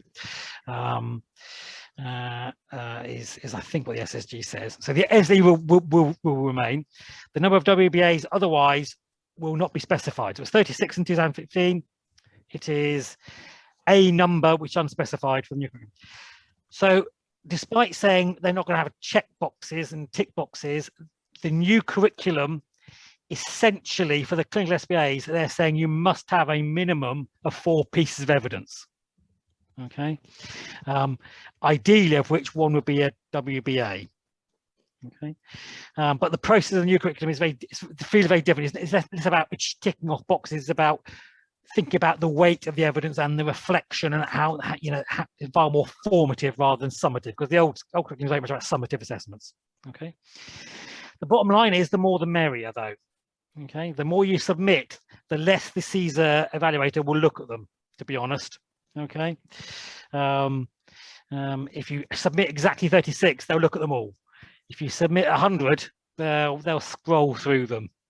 Okay, is one. And just remember, you are allowed to cover the curriculum through other other assessments. So the ACAT, for example, does tick off the curriculum. So it's slightly different. So you don't have to tick off the whole curriculum with a WBA, all 36 plus items in the HST. Okay, so a trainee will cover about half of them with WBAs. So and that's how we got to 36. So yes, the other thing, going back to my previous statement, is the sort of the sentinel DOPSes will be the ones for the anaesthetic skills, because they're the ones people get years ago and then don't necessarily evidence they're keeping up. So we're thinking about essentially sedation skills, pediatric adult, RSI skills, central and venous access, and arterial access. They're the sort of DOPSes you want to keep plugging away at to show that you've still got the skills if it's been a while since your primary acquisition of those skills. That's great, Simon. We've got a question in the chat box, which I think you've just answered, which is, if I've done core training with ARCPs containing intensive care and anesthesia, but more than 5 years ago, yep, are they still accepted, or do I have to do them again? No, so they're usually accepted. Okay, even if they're more than 6 years ago. Sometimes, so the process, so as you've been through will remember, is that there is an administrator at the GMC who goes through and fights you for some bits of evidence and will say, well, that's too old. Okay, you are allowed to fight them back and say, no, it's important, and it ties into the fact that I've got the skills, and it ties into the new evidence I'm putting in that shows that I've still got the skills. Okay, so yes, I would put them in, but make sure that you demonstrate that you've kept the skills up with logbooks and WBAs. Yeah. A question about ESLIs, Simon. So, yep, if from my understanding, what the curriculum is changing, but if I am sort of between both curriculums, yep, so I am allowed to submit 2 per year before the new curriculum starts, and yep, but I have to submit 3 per year since the new curriculum has begun. Is that right? Yes. So ESLIs are considered very good. You may have views on them, very, very powerful pieces. And remember, they're not about technical skills, they're about non-technical skills. That's what they're primarily designed for. So the transition document is about when you submit. So if you're going to submit under the new curriculum, you must obviously sort of be guided by the SSG. Okay, but they can't penalise you if you've started on one track and have changed another track. So yes, as an evaluator, and maybe we're not talking about tick boxy, what have you got? It's about the as evaluator, the whole of the evidence it should be. Okay, so yes, you can justify having different things because the curriculum has changed. Yes, and you shouldn't be penalised for it. Another question on ESLIs. is, what is the equivalent of an ESLI? If I don't have an ESLI, what else should I, what can I do? Do I have to do 10 mini kexes? Do I have to do 5 CBD? What is the equivalent of 1 ESLI if I don't have an ESLI? So there isn't really an equivalent. Okay, my advice is to get some ESLIs done. Right. Even if you're currently in a consultant post, you can usually persuade a friend. Now, we may discuss the educational validity of that, but it doesn't matter. They just want bits of paper on a form. So I was just getting some ESLIs, and there is no reason that you can't do them together. So I'd put ESLIs. There are equivalents in other countries, for example. So if the Australasians do what are called shift reports, which look at much the same thing. The problem is that ESLIs is specifically designed for non-technical skills, whereas CBDs, mini kexes and DOPs are all about technical skills. You could argue that it's difficult. There isn't really an equivalent, I'm afraid. Sorry. Okay, and I've just seen a question from Alice. Lacking is, can you? Yes, you can do loads, and I have in the past done something like 3 over a week for an applicant who needed just to bulk up. Okay, obviously, you need to try and spread out as much as possible. But yes, but bearing in mind that there's a lag in, so I would start working as these now. But yes, you can just pack them in. Yeah. Thanks very much, Simon. There are a couple of other questions just from the chat. One of them says, when is the new specialty specific guidance going to be coming in? It is been approved by, it was written by the college, it's been approved by their GMC. So apart from a few typos, it should be within the next month, is what I was assured last week by the chair of the committee. So thank you, Simon. And there's another question from Bilal. Do we need to anonymize consultants' names on work-based assessments? That's presumably when you're then submitting it all for your assessment. No. So the only time you need to anonymize doctors is when it's for complaints, incidents, etc. So when you're doing managerial stuff, or if you've been involved in a complaint but somebody else has been involved as well, then you need to anonymize them like you would for a patient. Okay, but if they've done an assessment for you, in fact we like to see who it is, and they've done that as part of their professional obligations and their professional roles. So there is no issue with anonymizing those things. It's the same as you wouldn't anonymize your appraiser's name in your appraisals. Yeah, I understand. I've got a question as well that it's not from the chat today, but I think this doctor might be on the call. It was a question about what you can cover with different things. So, and again, this might all be changing because it looks like you're moving towards doing more ESLIs and less work-based place assessments. But it was a question about, are there specific major presentations, for example, that can only be covered with a work-based place assessment, or which things can also be covered by a course? That was the main thing. So the short answer is no, you can cover anything anyway. Okay, it is felt better for the major presentations rather than the acute presentations to be covered with both in core and in higher, to be covered with WBAs, okay, because they are so sentinel and are so important. Okay, but that aside, so the major presentations aside, both adult and pediatric, the rest of the stuff can be covered in any way, shape or form. Yeah. Okay, thank you. That's really helpful. Okay. Just looking to see if there's any more questions. There's a question from Bilal. If the special specificity guidance changes in a month, will that guidance be enacted immediately? So there is a transition document. So what the college has agreed with the GMC, normally GMC say when the curriculum changes, everything changes. But you are allowed to submit under the 2015 SSG and curriculum as a CESR after August. It's either for 6 months or for a year. You'll have to check. It is on the website. Yes, so we are will be assessing you under the curriculum. You have to choose which one you're sending it, but you can still submit to 3 out of 15 for a transition period, which is unusual, but it's been agreed. Yeah. Perfect, thank you. And a question, I've just seen a question flash up about WBAs. No, they don't have to be done by consultants. They have to be somebody who's competent to do the procedure they're assessing or the assessment they're assessing. Okay, so for instance, for your core medical stuff, a medical registrar is fine. Okay, and for some of the stuff, a nurse is fine. So cannula, a nurse is competent to put cannula in, it is fine for assess. So they have to be competent to do the assessment. It looks better with consultants, because there's less going up to your mates and nudging them and getting them to fill something nice in for you going on with consultants. But it doesn't have to be. Just have to be competent to do the assessment. Yeah. Thank you. Thanks a lot, Simon.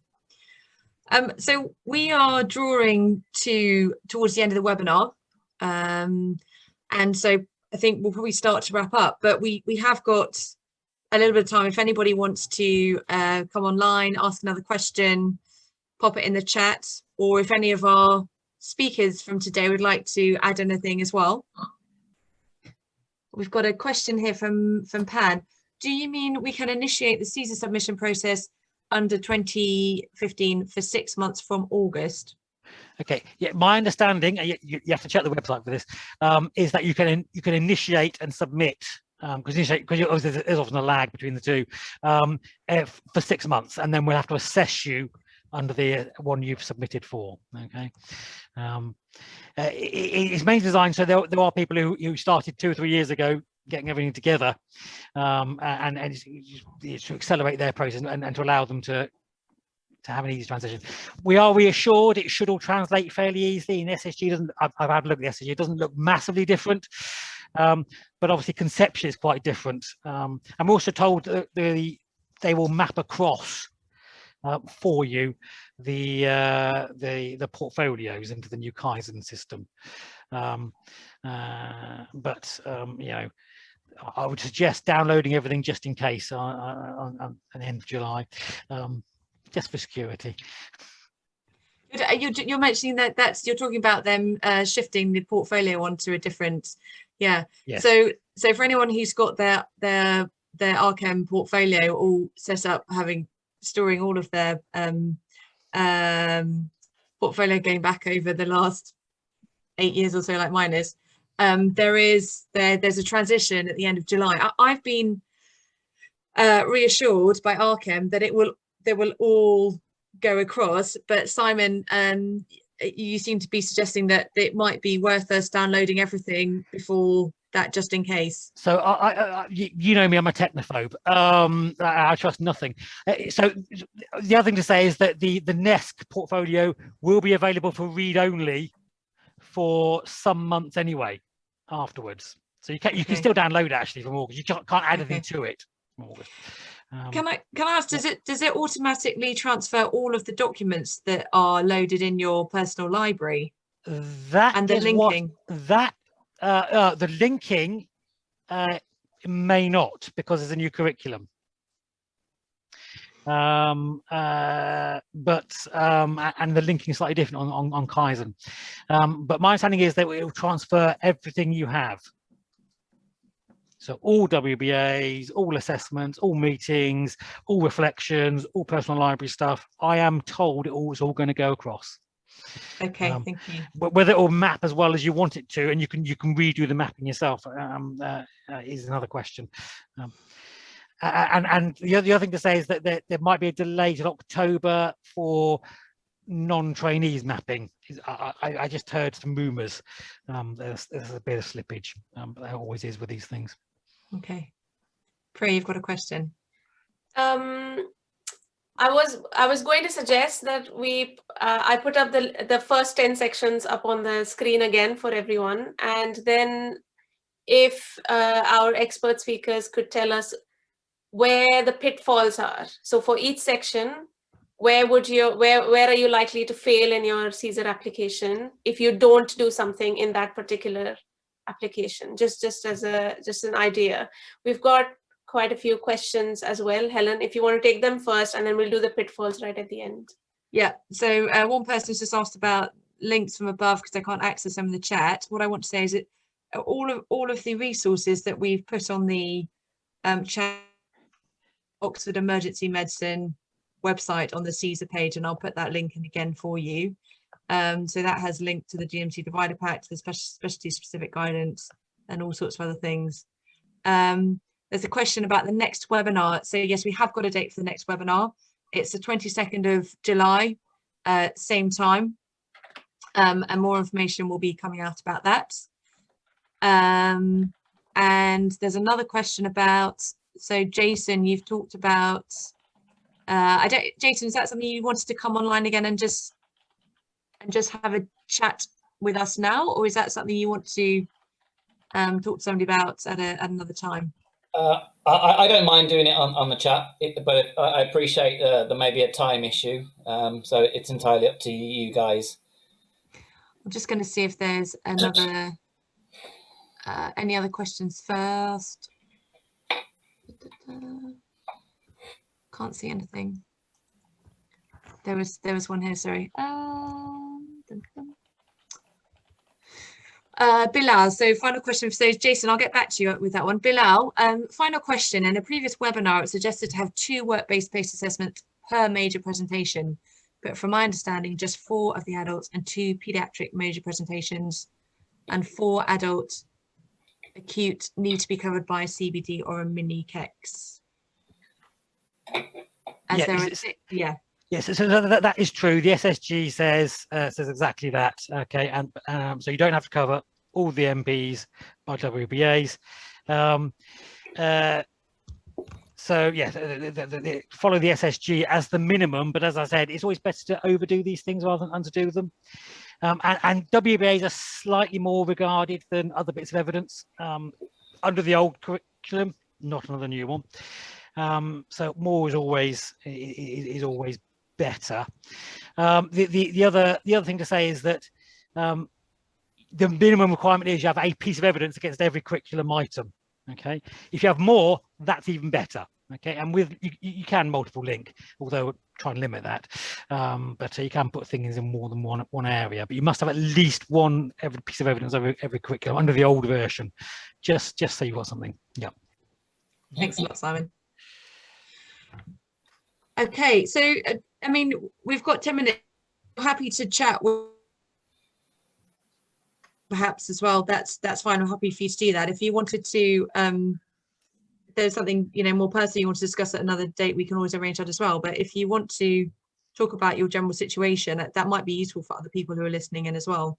Yeah, I'm happy to discuss that. So I'll try and be as brief as possible. But I, as you know, I completed my core training around 2015. I was sick of exams and e-portfolio at that point in time, so I did a pre-hospital fellowship with the intention of going back into formal training, but never quite got around to it, and so locumed permanently in my current hospital for 4 years.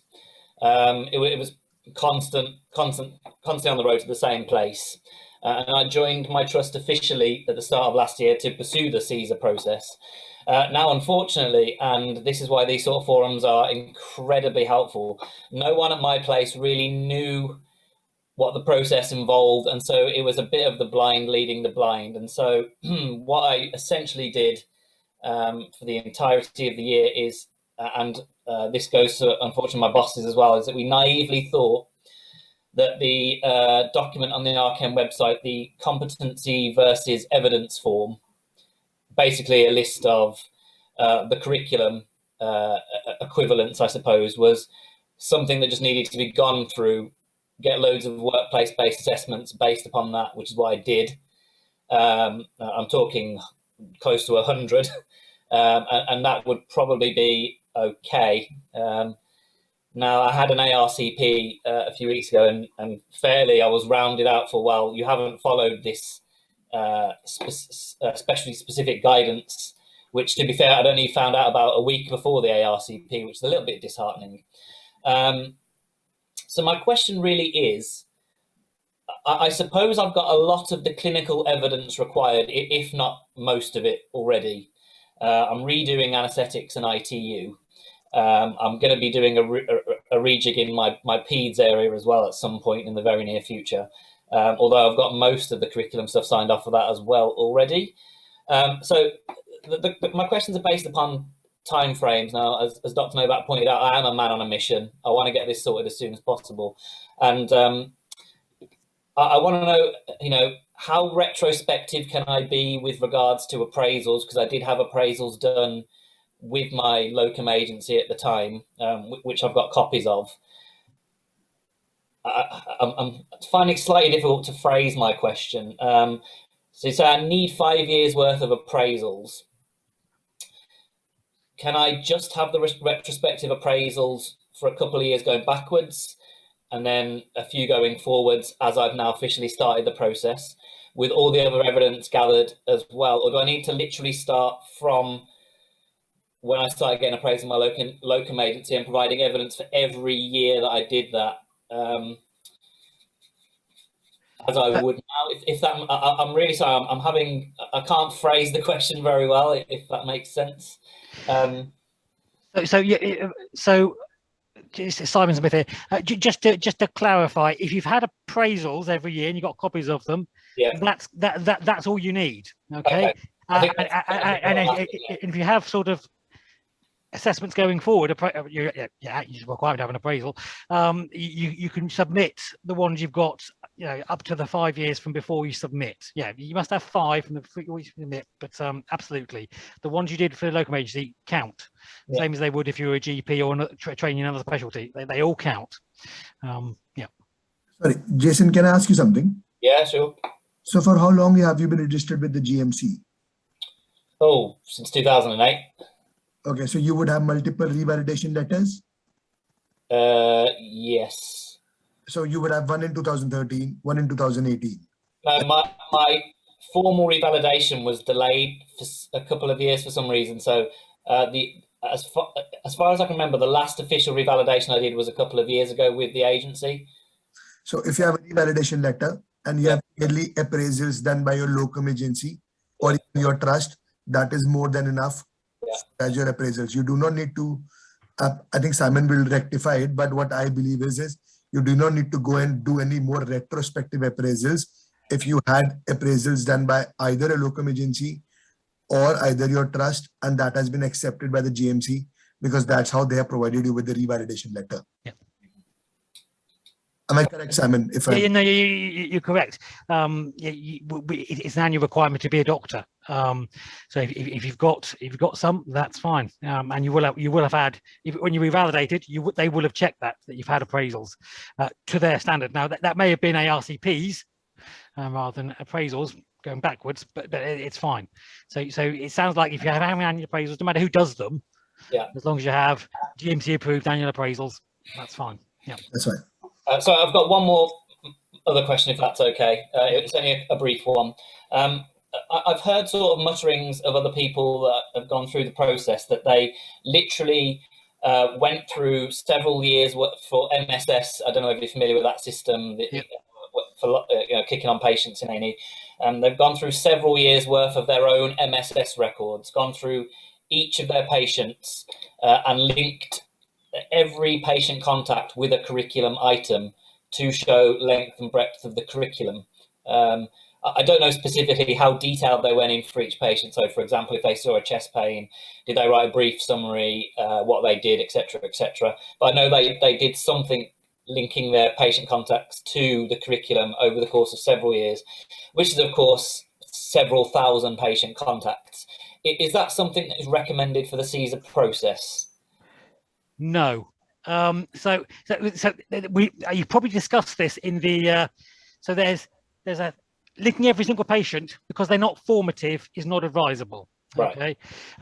What you do have to submit to the GMC, or is useful to submit to the GMC, is both a patient list, which hopefully with most EPRs will be a bit more granular and anonymized as to what the final diagnosis was, what sort of patient it was. Adult, pediatric, ambulant, non-ambulant, that sort of thing. So it tells you you're covering the curriculum. That's obviously not that's evidence that you've had experience, not evidence that you're doing how well you're doing it. Okay, so that's when sort of logbooks and more primary evidence like WBAs come in. Okay, so so logbooks where you sort of discuss, reflect on cases in a slightly greater detail, and the numbers of that are questionable, but for the core specialties, people suggest about between 10 and 30. For HST, about the same number. So it's a really formative cases where you have learned a lot, but haven't necessarily generated WBA from it. Then that's the logbook. So that tells a bit more about the quality and how formative it's been. Okay, and obviously WBAs are a hard assessment of the quality of a patient you've seen as well. So it's not just about linking every patient, because that's a tedious business and won't gain much. A patient list to show that you're seeing lots of patients, and then drilling down on a few of them to evidence that you are A, learning and growing, and B, these are the things you can tick off on the curricula, plus your WBAs gives the assessor a sense of your breadth and the quality, so the numbers, your quantity and quantity and quality. Yeah, that's kind of explained it. Yes, thank you very much. I'd just like to say thank you to all this, incredibly useful, and I think you've saved a lot of doctors in my place a lot of hassle going forward with how informative and helpful you've been. So I do appreciate that. I'm sure I speak for everyone here when I say that as well. So really thank you very much. Just to add to Simon's point for you, Jason, so that in your department, so for example, in Oxford and at MK, we used to use eCare. So where you can go search the number of patients you have seen over the last years.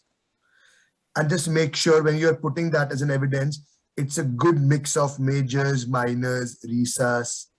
Yeah. And not just that it's only minor centric, or if you're locuming, then you're just seeing minors or peds. Just make sure there's a good mix of all the categories of patients. Yeah. Thank you very much, Jason, for sharing your story. And it's helpful because I think there'll be other people in a similar position to you. So thank you. That was also very helpful. Thank you. So I'm just going to hand over to Priya to wrap up the session. Thank you, Helen. So I think we've gone through 2 hours and we've talked about the first 10 sections of the GMC divider pack. As we've told you in the beginning of the webinar, we hope to have 6 episodes of this webinar series, and all 6 episodes are going to be one every month, and each webinar we will discuss a few sections of the GMC divider pack. We'll put a link for the divider pack in the chat, and you should be able to, if you just Google GMC divider pack for CESR, you should find it. Essentially, there are 52 sections, and the idea is when you are going to submit your evidence to GMC, and then that goes to the college, each of these 52 sections, you can organize your evidence in these 52 sections. So these webinars are to help you understand what can and cannot go into each of these sections. So today we've talked about 10, and the next time, we'll be talking about a few more, and over the 6 months, we'll cover all of the 52 sections.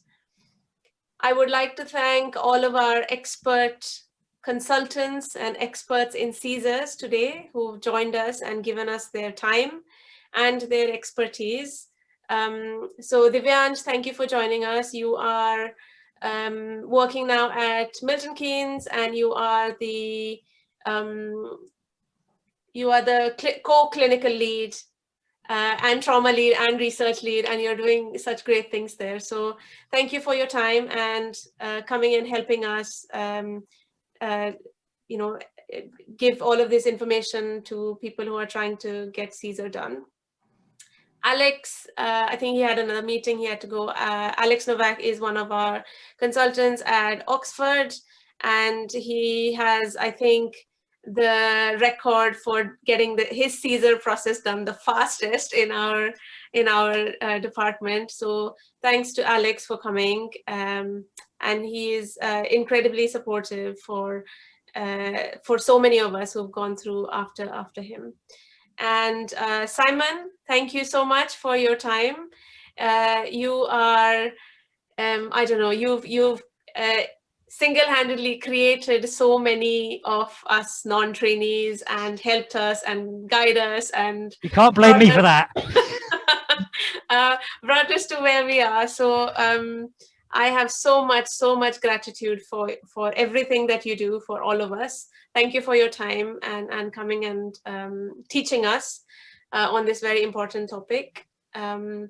So we'll see you again. Helen and we are the CESR aspirant team at Oxford, and we try and bring together all of the knowledge that's required to get CESR done for all our doctors at Oxford. So I'm very thankful to Helen, and it's great to work with her.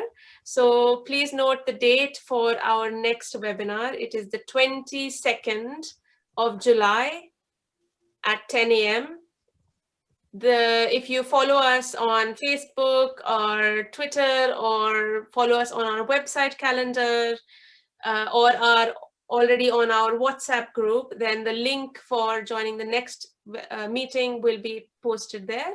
And we hope to see you again. So one step at a time, one day at a time, do something every day, and then eventually you will get there. Okay. Thank you so much for joining, and we'll see you. Thanks a lot, everybody. See you next time.